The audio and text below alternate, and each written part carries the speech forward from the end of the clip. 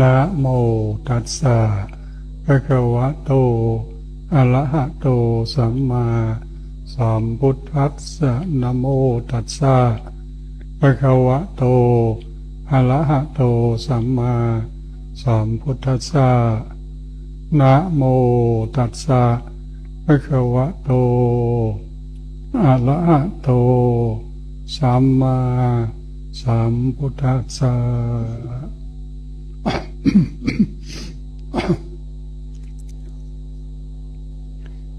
สัพพะปาปัสสะ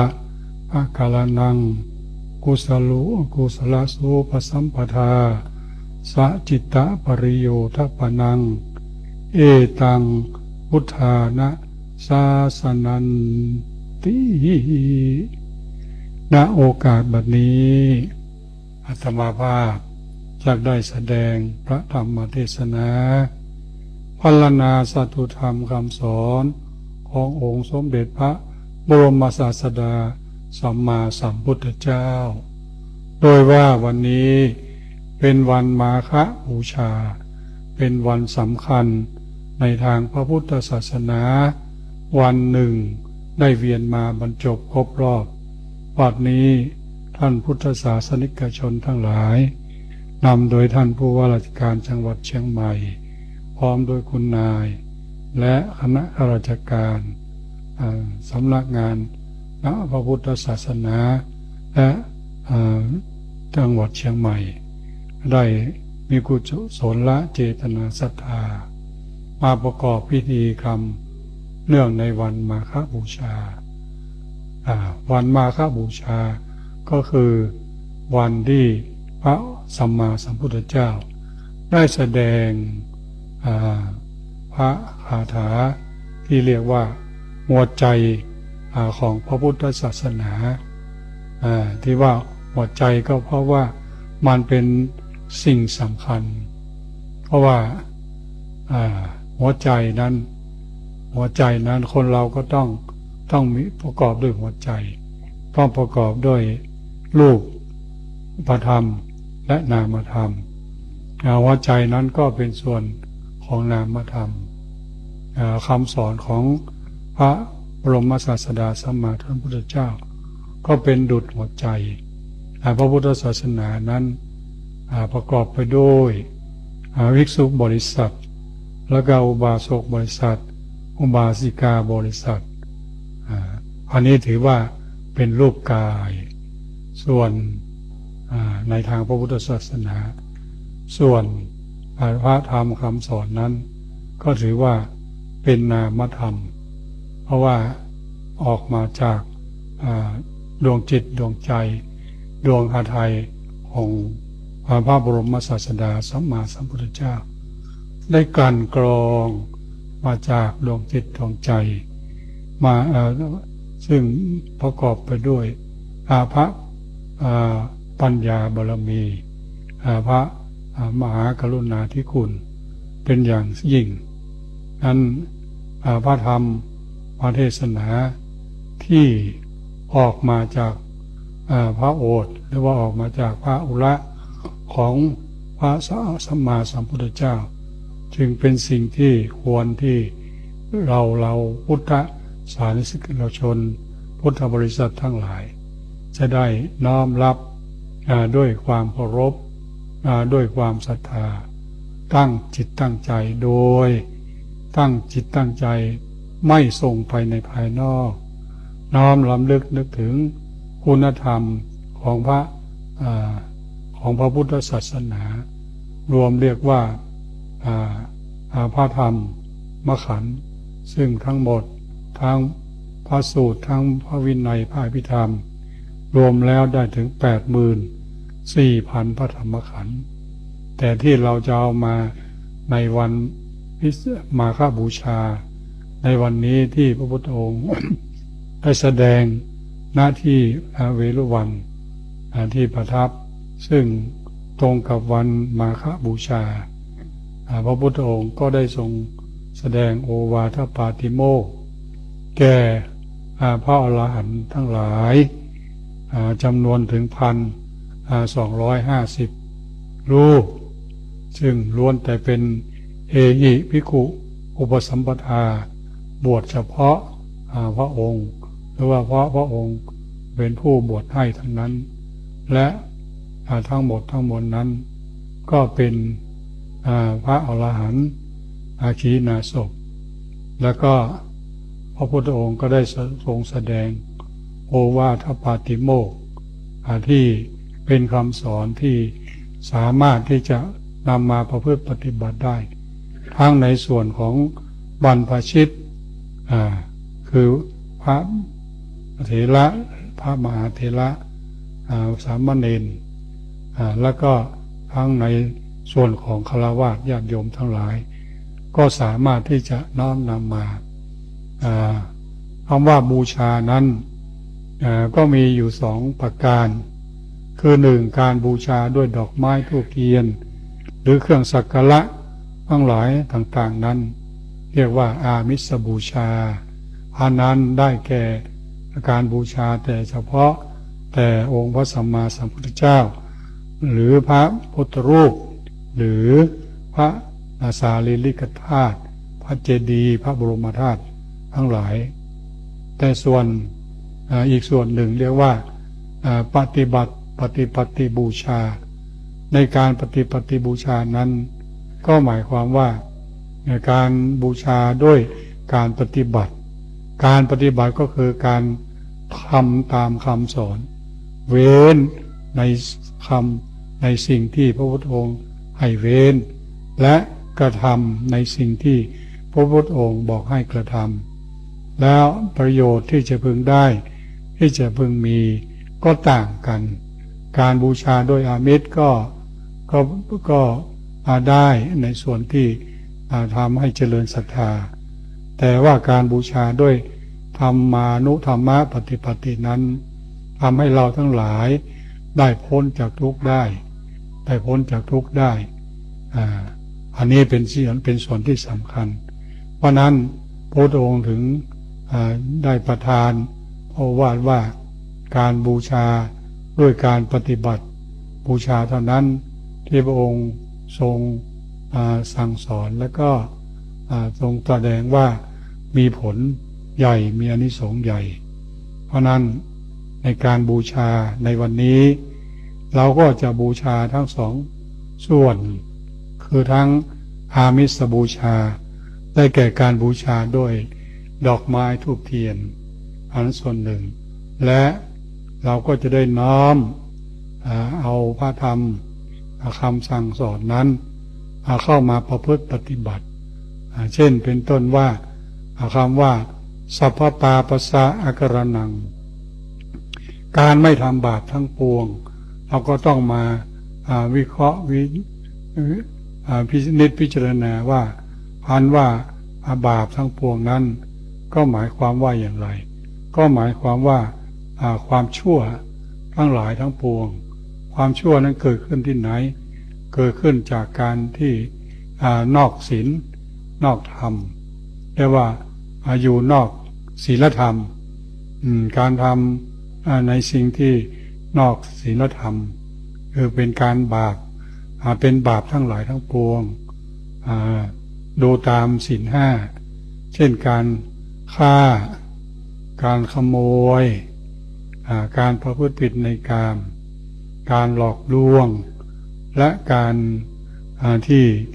บุคคลสิ่งเสพติดทั้งหลาย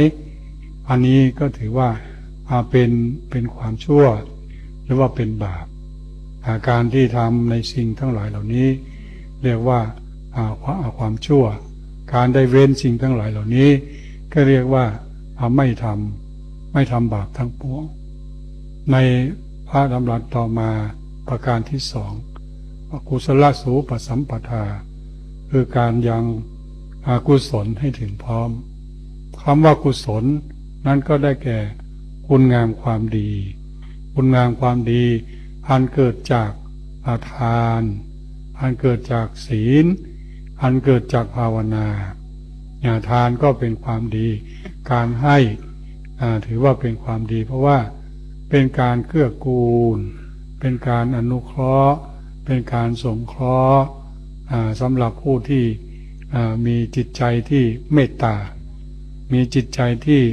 ปรารถนาจะช่วยเหลือคนที่ได้รับความลำบากคนที่ตกทุกข์ได้ยากคนที่พิกลพิการคนที่มีความมุมานะอยู่แต่ว่าไม่สามารถที่จะดำรงชีพได้อย่างพอเพียงขาดแคลนเรื่องเครื่องใช้เครื่องสอยในฤดูหนาวก็ขาดแคลนผ้าห่มในฤดูในช่วงที่ข้าวยากหมากแพงก็ขาดแคลนด้วยอาหารการขบฉันเช่นในข่าวเกิดภัยต่างๆเช่นอุทกภัยเป็นต้นเมื่อ เกิดอุทกภัยขึ้นมาผู้ที่จะต้องไปหาอาหารมายังอัตภาพให้เป็นไปก็เป็นไปได้ยากเป็นไปได้ด้วยความลำบากเพราะว่าไม่มีเรือไม่มีแพไม่มีสิ่งที่จะคอยเกื้อกูลน้ำก็ท่วมสูงเช่นนี้เป็นต้นอันนี้การที่เราช่วยเหลืออันนี้ก็เกิดจากทานก็เกิดเพราะผลทานและผลทานนั้นก็ถือว่าเป็นบุญเป็นกุศลด้วยช่วยเหลืออนุเคราะห์สงเคราะห์ซึ่งกันและกันประการต่อมาสัจิตตปริโยทัปปนังการทำจิตให้บริสุทธิ์ผุดผ่องอันนี้ถือว่าเป็นสิ่งที่สำคัญที่สุดอันนี้จะต้องประกอบด้วยสติประกอบด้วยปัญญาพินิจพิจารณาพิเคราะห์เพื่อการรักษาจิตเราจะทำอย่างไรจิตของเราจึงจะบริสุทธิ์ผุดผ่องไม่เศร้าหมองท่านสาธุชนทั้งหลายจิตเศร้าหมองไปเพราะอุปกิเลสอันจรมาอุปกิเลสไม่ว่าจะเป็นโลภะความอยากได้หรือโทสะความกริ้วโกรธโกธาโมหะความลุ่มหลงมัวเมาไม่รู้จริงหรือที่เรียกว่ามีความอยากผสมไปด้วยความอยากความปรารถนาและความประทุษร้ายแห่งใจสิ่งทั้งหลายเหล่านี้จะมาเป็นอุปสรรคในการที่จะทำให้จิตใจของเราเนี่ยผ่องใสเมื่อสิ่งเหล่านี้เกิดขึ้นแล้วใจเราก็จะต้องขุ่นมัวเพราะว่าสิ่งทั้งหลายเหล่านี้มันก็คล้ายกับว่าเป็นน้ำขุ่นน้ำสกปรกน้ำที่ไม่สะอาดน้ำที่ไม่สะอาดน้ำที่ไม่สะอาดเราจะเอามาล้างมือเราก็ไม่สะอาดจะเอามาซักเสื้อซักผ้าเสื้อผ้าก็ไม่สะอาดจะเอามาล้างชำระชาล้างผักก็ดีหรือว่าสิ่งใดๆก็ดีแม้กระทั่งล้างจานก็ทำไม่จานนั้นไม่สะอาดได้แต่ว่าการที่จะให้สะอาดก็ต้องใช้น้ำที่สะอาดใช้น้ำที่สะอาดแล้วภาชนะทั้งหลายเหล่านั้นก็จึงจะสะอาดแต่ใจของเรานั้นมันเป็นนามธรรมมันเป็นนามธรรมมันไม่มีรูปไม่มีร่างเราจะเอาจับมาล้างดุจภาชนะมันทำไม่ได้และจิตใจนี้เราก็รู้อยู่ว่ามีใจมีอยู่แต่มองไม่เห็นเพราะว่ามันอยู่ภายในมันไม่มีรูปมันไม่มีร่างแต่ว่ามันอยู่ภายในกายของเรานี่เองมันก็มีอยู่แต่ว่าเราไม่สามารถที่จะมองเห็นได้แต่รู้ได้คนที่มีสติมีปัญญาก็สามารถรู้ได้ว่าใจของตนเองนะมีและใจของตนเองนั้นก็ขึ้นลงเดี๋ยวดีเดี๋ยวร้ายเดี๋ยวเมตตาเดี๋ยวก็มีความโกรธเดี๋ยวก็มีความรักเดี๋ยวก็มีความชังมันดิ้นรนกวัดแกว่งสับสนไปอยู่ตลอดเวลาเพราะฉะนั้นพระพุทธองค์จึงตรัสให้ค คนเรารักษาใจแล้วก็พยายามฝึกใจพยายามฝึกใจการจะรักษาใจการจะฝึกใจก็ต้องอาศัยสมาธิศีลเรียกว่าปกติรักษากายและวาจาสมาธิก็คือรักษาใจที่ไม่คิดวุ่นวายไม่คิดสับสนไม่คิดฟุ้งซ่านนั่นแหละใจที่มีสมาธิคำว่าสมาธิก็แปลว่ามีจิตที่ตั้งมั่นเป็นชื่อของธรรมะเมื่อไรเรามีจิตที่นิ่งเมื่อไรเรามีจิตที่นิ่งเมื่อนั้นชื่อว่าเรามีสมาธิเมื่อเรามีความสนใจสิ่งใดสิ่งหนึ่งใจเราก็จะจดจ่อกับสิ่งที่มากระทบนั้นมากระทบทางตาบ้างมากระทบทางหูบ้างมากระทบทางจมูกบ้างมากระทบทางลิ้นบ้างมากระทบทางใจบ้างซึ่งเรียกว่าธรรมารมณ์ถ้ามากระทบแล้วสามารถหยุดใจหรือว่าใจไปสนใจในสิ่งที่ถูกกับอัธยาศัยหรือว่าเป็นสิ่งที่ให้ความสุขได้จิตใจเราก็จะเพ่งไปอยู่ในสิ่งนั้นเราจะรู้ว่าตรงนั้นแหละใจของเราหยุดนิ่งใจของเราหยุดนิ่งไม่ซัดไม่สายไม่ไปเหนือไม่ไปใต้แต่จะสนใจอยู่กับสิ่งนั้นอย่างท่านผู้ว่าราชการจังหวัดยกตัวอย่างขออภัยท่านมีงานที่จะต้องตรวจตรวจสอบเมื่อมีงานที่สำคัญเข้ามาแล้วท่านก็จะต้องตรวจสอบด้วยใจที่เป็นสมาธิแล้วท่านก็จะหาทางในการแก้ไขหรือว่าในการแก้ปัญหาในเรื่องเหล่านั้นอันนี้ก็ถือว่าเป็นสิ่งที่เราสามารถที่จะรู้ได้ด้วยสมาธิเพราะนั้น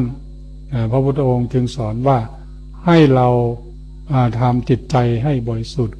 ก็คือไม่ให้สิ่งใดไม่ให้บาปไม่ให้อกุศลเข้ามาแปดเปื้อนและบาปและอกุศลนั้นก็จะมาแปดเปื้อนไม่ได้ถ้าเราทำตามโอวาทคำสอนนี้เพราะว่าข้อที่หนึ่งเราเว้นจากความชั่วทั้งปวงแล้วก็ไม่มีบาปก็จะมีแต่ประการที่สองก็คือกุศลผลบุญหรือว่าความดีความงามทั้งหลายความดีความงามทั้งหลายที่เกิดขึ้นในใจของเรานั้นก็ทำให้เกิดความสงบเกิดความช่วยเหลือเกื้อกูลซึ่งกันและกันไม่คิดที่จะทำลายล้างประหารซึ่งกันและกันจึงมีพุทธภาษิตว่าเมตตาธรรมค้ำจุนโลกโลกเรานั้นจะอยู่ได้ด้วยความผาสุกก็ด้วยจิตเมตตาของแต่ละท่านเมื่อรวมกันแล้วก็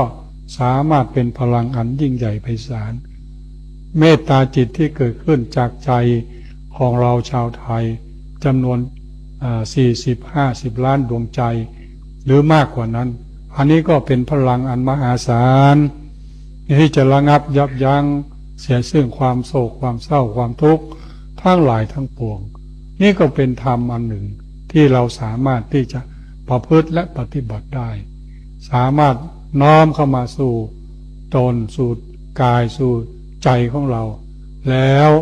เราก็มีความเอื้อเฟื้อมีโยนิโสมนสิการเพื่อที่จะกระทำด้วยความแยบคายและสามารถน้อมนำมาประพฤติปฏิบัติเช่นนี้เราก็จะได้ชื่อว่าช่วยกันจันโลงและรักษาธรรมโลกนี้จะอยู่เย็นเป็นสุข ก็เพราะคนมีธรรมไม่ใช่สิ่งอื่นมีธรรมก็รักษาโลกธรรมก็รักษาชีวิตของทั้งคนและสัตว์ให้อยู่ได้อย่างมีปกติสุขและปลอดภัยดังนั้นในวันมาฆบูชาเช่นนี้มาเวียนมาบรรจบครบรอบเช่นนี้เราทั้งหลายต่างก็มีความชื่นใจมีความสุขใจจะได้พากันทำในสิ่งที่เรียกว่าเป็นกุศลเป็นคุณงามความดีเพื่อจันโลงสร้างสรรค์สังคมไทยของเราให้มีความสงบและร่มเย็นเป็นสุขแล้วก็อยู่ด้วยความรักด้วยความสมัครสมานสามัคคีเรามีชาติเป็นของตนเองเรามีพระพุทธศาสนาเป็นที่ประพฤติปฏิบัติและศาสนาหลายๆศาสนาเรามีพระมหากษัตริย์เป็นศูนย์รวมใจของคนไทยทั้งชาติเพราะนั้นสิ่งประการนี้จะเจริญจะมั่นคงจะสมบูรณ์บริบูรณ์ก็ด้วยดวงใจของชาวไทยทั้งหมดทั้งมวลขอวันอำนาจแห่งคุณพระศรีรัตนตรัยคือคุณพระพุทธพระธรรมพระสงฆ์ซึ่ง เราทั้งหลายได้ร่วมกันบูชาในวันมาฆบูชาเช่นนี้